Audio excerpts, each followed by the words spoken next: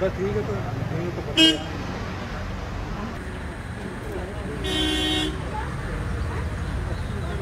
यार, ऑक्सीमीटर पकड़ेगा कहीं से उधर जाके।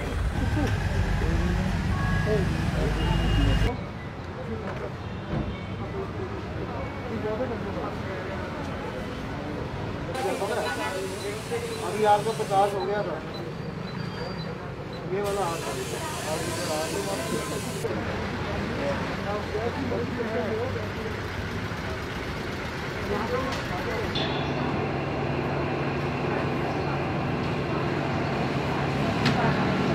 It has taken 2.5 hours for me to commute from my place and come here for this oxygen, so I cannot take back her without an oxygen, so I have to give it to her no matter how much time it takes. I have to wait here. The situation is getting bad day by day. We are getting more cases day by day.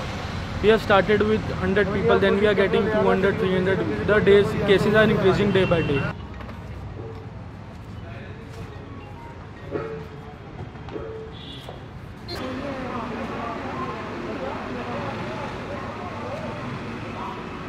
We are searching oxygen all over India, all over Delhi to Chandigarh, Ludhiana, Haridwar, Jaipur and all over nearby cities from 200, 400 kilometers far.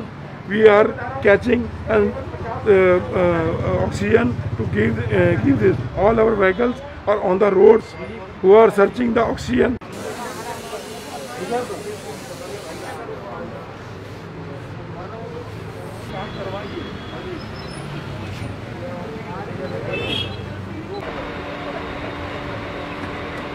देख रहा है